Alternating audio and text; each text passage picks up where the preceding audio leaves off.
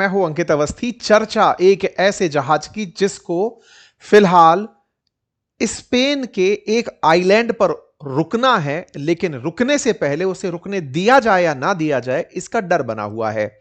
डर इस बात का कि कहीं ये पिछले कम से कम 500 साल 700 साल पुराने एक घटनाक्रम को तो नहीं दोहरा देगा, जब एक जहाज ऐसे ही इटली के किसी पोर्ट पर रुका था और उसके बाद लगभग एक तिहाई यूरोप खत्म हो गया था। आज चर्चा कर रहे हैं एक ऐसे जहाज की जिसमें लगभग 150 यात्री सवार हैं। उनमें से 8 यात्री बीमार हैं। 8 यात्री बीमार में से 4 मारे जा चुके हैं। बीमारी का नाम हंता वायरस बताया गया है। हेडलाइन बनती है कि स्पेन तैयार तो हो गया है उस जहाज से यात्रियों को उतारने के लिए, लेकिन स्पेन में टेंशन का माहौल है। एक जहाज जो लगातार 7 हफ्ते से पानी में तैर रहा है, उसे उतरने नहीं दिया जा रहा, या कहिए कि डॉक से पहले ही चर्चाएं शुरू हो जा रही हैं कि जहाज से यात्रियों को बाहर निकालें या फिर जहाज में ही रहने दें। ऐसा मैं क्यों कह रहा हूं? क्यों फिर चर्चा एक ऐसे जहाज की होने लगती है जिसे ब्लैक शिप के नाम से या डेथ शिप के नाम से जाना जाता है? आज के सेशन में चूहों के कारण जहां दुनिया की करोड़ों लोगों की जान लेने वाली बीमारी प्लेग आई थी, वैसे ही एक बीमारी हंता वायरस लोगों को हंट कर रही है, डरा रही है। आइए आज के सेशन में जिक्र करते हैं हंता वायरस का, क्योंकि ऐसी ऐसी सूचनाएं हैं कि बीच में जहाज के अंदर से जब यात्रियों को, एक यात्री जो संक्रमित था उसे निकाला गया, तो उसके साथ जो यात्री ट्रेवल किए हवाई जहाज में बैठकर, उनको भी अब WHO ट्रेस कराना चाहता है कि कहीं दुनिया के लिए यह कोई बहुत बड़ा संकट तो नहीं बन जाएगा। हंता वायरस क्या है? कहां पहली बार इसको डायग्नोस किया गया था? कहां इसको ट्रेस किया गया था? क्या इसका अभी तक कोई इलाज उपलब्ध है या नहीं? और इसको देखते ही लोग भयभीत क्यों हो रहे हैं? आज के सेशन में जिक्र करेंगे एक जहाज, उसकी यात्रा और उससे जुड़े हुए एक ऐसे प्रसंग का जिसने दुनिया को लंबे समय तक डरा कर रखा। कहते हैं कि एक ऐसा दौर था जहां चूहों के द्वारा जनित बीमारी ने इंसानी सभ्यता को बहुत बड़ा नुकसान पहुंचाया। वैसे ही चूहों जनित यह बीमारी हंता वायरस आज दुनिया को फिर से डरा रही है। चलिए चर्चा करते हैं, लेकिन उससे पहले जानकारी दे दें, हमारा एक session Ankit that is India that is Bharat के नाम से आप लोगों के लिए हमारे दोनों चैनल्स अंकित इंस्पायर इंडिया और अपनी पाठशाला पर अपलोडेड है, जहां पर पैनल डिस्कशन में हमने बंगाल का भविष्य क्या होगा, तमिलनाडु का भविष्य क्या होगा, इनको लेकर चर्चाएं की हैं। आप इन पैनल डिस्कशंस का आनंद लें और अपना फीडबैक हमें अवश्य दें, और साथ ही साथ चैनल्स को सब्सक्राइब करते रहें ताकि हमारी ताकत और मोटिवेशन बढ़ता रहे कि आप हमारे साथ हैं। मेरे प्यारे साथियों, चर्चा कर रहे हैं अटलांटिक महासागर के अंदर एक क्रूज शिप की, जिसमें चूहों वाले वायरस को यानी हंता वायरस का संक्रमण की खबर चल रही है। WHO के द्वारा, स्वास्थ्य विभाग के द्वारा पूरी तरह से इसकी मॉनिटरिंग की जा रही है। पहले 6 लोगों के बीमार होने की खबर थी, अभी जब आप इस सेशन को सुन रहे हैं तो 7 लोगों के बीमार होने की खबर थी। अभी अप टू डेट, बस मैंने स्लाइड नहीं लगाई है, 8 लोगों के बीमार होने की खबर WHO दे चुका है। एक जहाज जिसमें 147 पैसेंजर बैठे हुए हैं।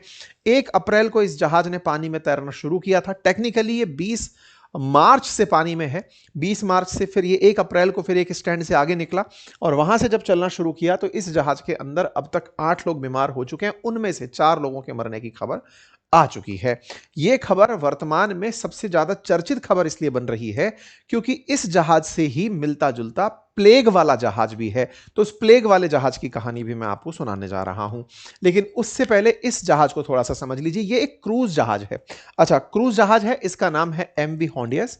ये MV होंडियस नाम का जो जहाज है, ये एक्सपीडिशन के लिए जाता है। एक्सपीडिशन का मतलब है कि उन जगहों पर लेकर जाना जहां पर जनता सामान्यतया नहीं जाती, कुछ नया करना जैसा होता है ना। वैसे तो दक्षिण में यदि अपन जाते हैं तो इंडियन ओशन का दक्षिण हो या अटलांटिक ओशन का दक्षिण हो, अंटार्कटिका नाम से प्रायद्वीप है। तो जो अंटार्कटिका है वो दक्षिण अमेरिका के सबसे दक्षिण में, जहां अर्जेंटीना है, वहां से अंटार्कटिका का एक्सपीडिशन कराया जाता है कि भाई यहां तक आप आ गए, अब चलो अंटार्कटिका भी हो आओ। तो जहां पर इंसान नहीं है वहां पर ऐसे जहाज लोगों को ले जाकर के उन जगहों को दिखाकर लाते हैं कि देखो साहब ये अंटार्कटिका है। ऐसे ही ये जहाज जो है ये नीदरलैंड का है। इसकी एक कंपनी है जिसका नाम है एमवी होंडियस, ये एक्सपेडिशन क्रूज चलाती है जिसमें बहुत से लोगों को यात्राएं कराई जाती हैं महीनों महीनों तक बिठा करके। इसमें बढ़िया रहने खाने की व्यवस्था, खेलने कूदने की व्यवस्था, पूरा भोजन पानी इत्यादि सब होता है इन जहाजों के अंदर। ये महीनों तक ट्रैवल करते हैं। इनकी जो मतलब फीस है पर यात्री वो 5.5 लाख रुपए से लेकर 25 लाख रुपए महीने मतलब पर सीट तक होती है। मतलब ये लंबे समय तक पानी में तैरते रहते हैं। ये लगातार 7 हफ्ते से चल रहा है और ये 20 मार्च को अर्जेंटीना के उशुआइया नामक जगह से चला था। अर्जेंटीना के दक्षिण में, बिल्कुल आप देखें तो इसके दक्षिण में ही अंटार्कटिका है। तो ये उशुआइया नामक जो जगह है यहां से, मतलब उशुआइया से अंटार्कटिका शुरू हो गया, यूं समझ लो बस आपने रास्ता क्रॉस किया, सामने अंटार्कटिका है, ठीक है। तो उशुआइया से ये चलना शुरू हुआ था 20 मार्च के दिन। तो 20 मार्च को वहां से रवाना हुआ और उसके बाद से ये 7 हफ्ते से चल ही रहा है जहाज, ठीक है। इसमें 170 यात्री हैं और 71 क्रू इसके अंदर शामिल है और उसके अंदर एक डॉक्टर भी है। तो ये जहाज जब चल रहा है तो ये अटलांटिक ओशन से होते हुए, अटलांटिक ओशन बोले तो इधर अफ्रीका इधर दक्षिण अमेरिका, उनके बीच में से होते हुए जो बीच बीच में आइलैंड पड़ते हैं वहां वहां पर ये रुकता चलता है और फिर आगे बढ़ता जाता है। जाना कहां है, फाइनल डेस्टिनेशन इसका कैनरी आइलैंड है स्पेन में, ये वहां जाएगा। यानी कि दक्षिण से बिल्कुल मध्य की तरफ आता चला जा रहा है। आज कहां है, तो ये केप वार्डे में खड़ा हुआ है। 2 दिन बाद ये स्पेन पहुंच जाएगा। स्पेन में चिंता इस बात की है कि साहब इसको उतरने दे कि नहीं उतरने दे, क्योंकि उनको पुरानी यादें आ रही हैं, ठीक है। ये इसका रूट है, बहुत सारे बीच में आइलैंड से होते हुए गुजर रहा है। देखो उशुआइया है, फिर फॉकलैंड है, फिर उसके बाद साउथ जॉर्जिया है, फिर नाइटेंगल आइलैंड है, सेंट हेलेना आइलैंड है, असेशन आइलैंड है, फिर ऐसे ही कैप वर्दा के अंदर प्राया आइलैंड पर फिलहाल खड़ा हुआ है। फिर ये स्पेन पहुंच जाएगा। स्पेन इसको पहुंचना है। तो ये जो बीच में, यानी कि आपको ये अटलांटिक ओशन जो एकदम पानी से बिल्कुल हरा दिखाई दे रहा है, नीला दिखाई दे रहा है, इसके बीच में बहुत से आइलैंड्स हैं, वहां से होते हुए ये गुजरकर यहां पर पहुंचता है, ठीक है साहब। इसकी यात्रा का वृतांत ऐसे है कि दक्षिण अर्जेंटीना से जब इसने यात्रा शुरू करी तो एक डच व्यक्ति था जिसको कि बुखार की शिकायत हुई, हल्का सर दर्द हुआ, उसको लूज मोशंस हुए। 11 अप्रैल को जहाज पर ही उसकी मौत हो जाती है। यह बात WHO की रिपोर्ट में बाहर निकल कर आती है। यह जहाज उस समय चलता हुआ साउथ जॉर्जिया और सेंट हेलेना के बीच में था। साउथ जॉर्जिया और सेंट हेलेना, साउथ जॉर्जिया और सेंट हेलेना के बीच में यह ट्रेवल कर रहा था। इस दौर में यहां पर एक यात्री की मौत हो जाती है। जब यह जानकारी बाहर निकलती है तो जहाज के अंदर फिर लगातार यात्रा चलती रहती है। अब आप देखें तो अप्रैल से लेकर अब तक भी लगभग 35 से अधिक दिन हो चुके हैं। तो 2 हफ्ते तक यह आगे बढ़ता रहता है। सेंट हेलेना जब यह पहुंचता है तो उस मृत व्यक्ति के शव को शरीर से, वहां से जहाज से उतार लिया जाता है और उसकी जो वाइफ है उसको भी साथ में उतार लिया जाता है और उसको दक्षिण अफ्रीका भेज दिया जाता है। तो यहां से ना ये साउथ अफ्रीका है। तो अब इस तरह से समझिए कि साउथ जॉर्जिया से होते हुए सेंट हेलेना आया है, सेंट हेलेना के सामने ही साउथ अफ्रीका है। तो यहां से साउथ अफ्रीका उस व्यक्ति को अपनी पत्नी के साथ, मृत शरीर है व्यक्ति का और उसकी पत्नी जो बीमार है उनको साउथ अफ्रीका भेज दिया गया। साउथ अफ्रीका में इस महिला का इलाज चल रहा होता है, लेकिन यह महिला एयरपोर्ट पर ही बेहोश हो जाती है और यह महिला जो है 26 अप्रैल को इसका भी देहांत हो जाता है। तो 2 मौतें उस जहाज में पति और पत्नी दोनों की हो जाती हैं और यह जहाज पहले मतलब इस तरह से यात्रा करते हुए निकलता चल रहा है। यह सेंट हेलेना है और साउथ अफ्रीका के मतलब नजदीक था तो वहां पर भेज दिया, ठीक है साहब।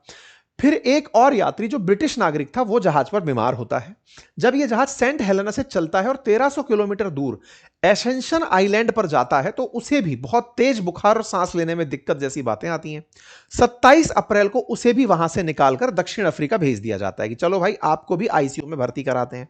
जैसे ही उसे भर्ती कराया जाता है तो साहब उसकी भी मौत हो जाती है। चर्चा है कि तीसरी मौत एक जर्मन महिला की होती है और उसको मतलब गंतव्य तक ले जाया जाता है। केप वर्दे जो आगे चलकर है वहां पर उसको यही सेम फीचर यहां पर पता चलता है। तो देखो सबसे पहले ये चलना शुरू हुआ, पहला व्यक्ति मरा 11 अप्रैल के आसपास, उसके बाद में 26-27 अप्रैल के आसपास सेकंड व्यक्ति को अस्पताल में भर्ती कराया गया, उसकी पत्नी है उसकी मौत हो जाती है। 2 मई के दिन एक और पैसेंजर इसके अंदर मौत हो जाती है। फिर ये जो जहाज है ये केप वर्दे पहुंचकर खड़ा हो जाता है। अब यहां पर चर्चा होती है साउथ अफ्रीका के हॉस्पिटल्स के ऑब्जर्वेशंस की। डॉक्टरों ने जो यहां पर लोग गए और बीमार हुए उनको ऑब्जर्व किया तो उन्होंने पाया कि इन लोगों में कोई भी संक्रमण नहीं था, कोई बीमारी नहीं थी। जब कोई संक्रमण नहीं फिर भी तेज बुखार हो रहा है, निमोनिया हो रहा है, लूज मोशंस हो रहे हैं, किडनी पर असर दिखाई दे रहा है, पल्मोनरी असर दिखाई दे रहा है, तो जांचा गया तो पता चला कि इनके अंदर एक वायरस का सिम्टम आ गया है, दैट इज हंता वायरस। ये बात डब्ल्यूएचओ को पता चलती है। डब्ल्यूएचओ उसके बाद से चीज पर नियंत्रण स्थापित करना और जानकारी देना सबको शुरू कर देता है। डब्ल्यूएचओ वर्ल्ड हेल्थ ऑर्गेनाइजेशन, जिसमें डच व्यक्ति और उसकी पत्नी की मौत का मामला और ये सारे मामले अपने संज्ञान में लेता है। ब्रिटिश नागरिक की मौत का अभी कोई पुष्टि इसके अंदर अभी नहीं है। ठीक है साहब। अब डब्ल्यूएचओ का मानना है कि ये जो वायरस है जिसकी वजह से ये हो रहा है, ये असल में दक्षिण अमेरिका में पाया जाने वाला एक खास वायरस है, एंडीज वायरस, जो अर्जेंटीना और चिली के अंदर प्रेजेंट था। और वो हस्बैंड वाइफ जो अर्जेंटीना से ही चढ़े थे, उनके अंदर ये वायरस पहले से था और वो लेकर के इस जहाज पर उसे चढ़े थे और उनकी मौत हो गई साहब। अच्छा, अब ये बात कितनी बड़ी है? आप और हम केवल जहाज की यात्रा तक ही सीमित हैं कि इसमें कोई इशू भी है? क्योंकि इसमें जो लोग प्रेजेंट हैं वो काफी सारे लोग यूरोपियंस भी हैं। ऐसे में ब्रिटिश प्रधानमंत्री का यह बयान आपको इस मामले की गहराई बता सकता है, जिसमें वो खुद अपने ट्वीट पर यह जानकारी देते हैं कि एमवी होंडियस जहाज पर जो लोग सवार हैं उनके साथ मेरी सांत्वनाएं हैं, संवेदनाएं हैं, मेरी सोच उनके साथ है। ये अपनी तरफ से बोलते हैं कि हम अपने इंटरनेशनल पार्टनर्स के साथ संपर्क में हैं कि जो ब्रिटिश नागरिक उस जहाज पर सवार हैं उनका ख्याल कैसे रखा जा सके। साथ ही साथ the risk of wider public remain very low, protecting the British people in our number और प्रायोरिटी। तो इन्होंने अपने लोगों को बचाने के लिए ये वाली बात कही कि मैं अपने लोगों को इस जहाज में जो फंसे हुए हैं उनको निकालने की बात करूंगा। तो अब बड़ा सवाल क्या बना? वायरस की गंभीरता डब्ल्यूएचओ के इन्वॉल्व होने से पता चली, एक देश के प्रधानमंत्री का अपने लोगों की चिंता के लिए समझ में आया, और जो लोग धीरे धीरे लगातार नंबर बढ़ते चले जा रहे हैं उससे चिंता बढ़ने लगी।